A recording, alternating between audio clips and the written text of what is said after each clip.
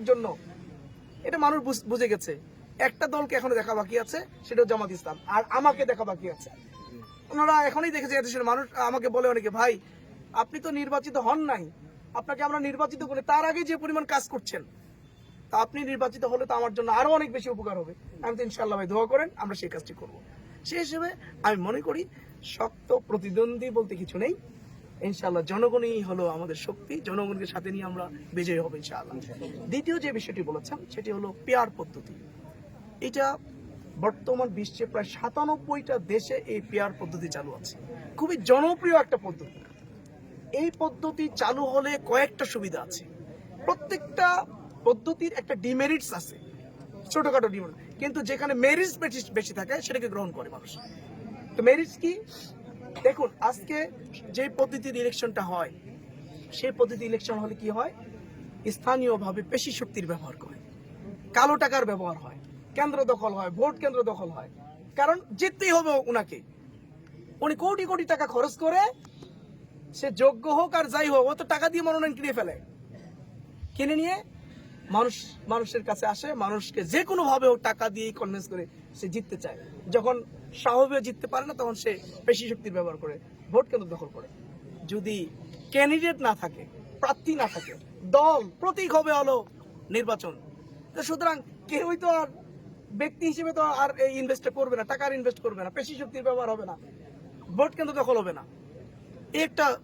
২ নম্বর হলো যে দেখুন, যে যদি আজকে স্বাধীনতা পরবর্তী সময় অনেকগুলো রাজনৈতিক দল আছে, তাই না, হাতে গোনা এই ৪-৫টা দলই বারে বারে সংসদে যায়, বাকি রাজনৈতিক দলগুলো কিন্তু সংসদে যেতে পারে না, তারা জনগণের কথা বলতে পারে না।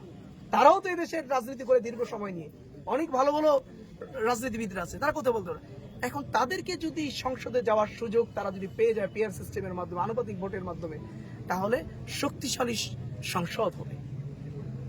কেউ এককভাবে সংখ্যাগরিষ্ঠতা পেয়ে সরকার গঠন করতে পারবে না। এটাও একটা পেয়ার পদ্ধতির অন্যতম গুণ, যে এই বর্তমান পদ্ধতিতে নির্বাচন হলে মানে ভোটের পার্সেন্টেজ হলো কাছাকাছি, কেউ 40%, কেউ হলো 39%, কিন্তু সিটের দিক থেকে, আসন সংখ্যার দিক থেকে চলে যায় কি, একজন চলে যায় 200+, আরেকজন থাকে গেল 80-90।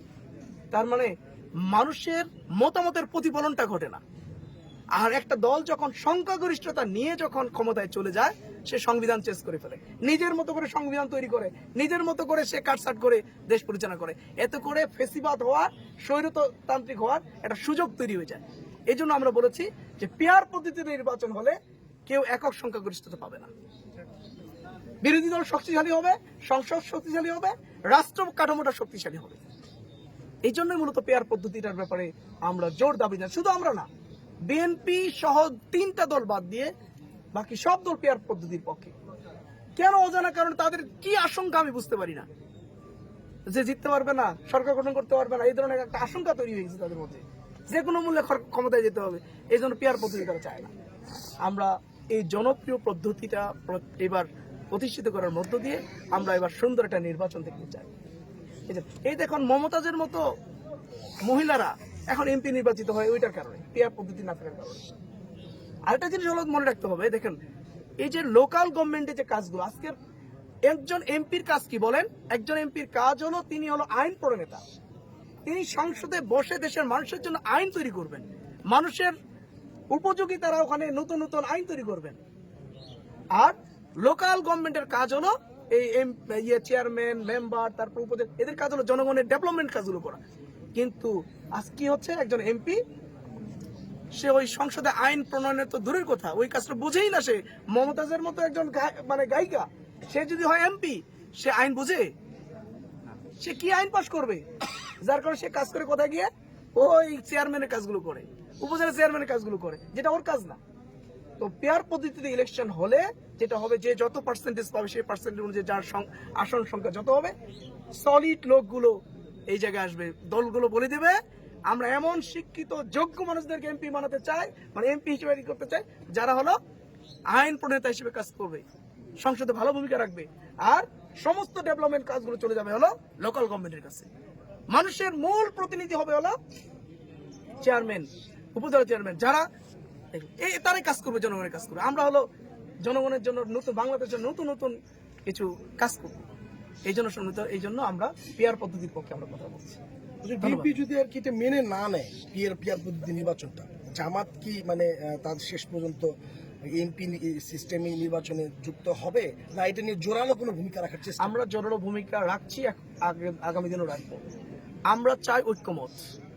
এখনো যদি রাজনৈতিক দলগুলো ঐক্য না হয়, যদি এখনো দ্বিমত থেকে যদি সামনে দিকে যায়, তাহলে বাংলাদেশের জন্য অশনি সংকেত। বাংলাদেশের প্রয়োজনে, মানুষের প্রয়োজনে তাদেরকে ঐক্য হতেই হবে, এর বিকল্প কিছু নেই। নিজেদের স্বার্থগুলোকে ছাড় দিতে হবে, দেশ জনগণের স্বার্থগুলোকে সামনে রাখতে হবে। জি, ধন্যবাদ সবাইকে। হালিম ভাই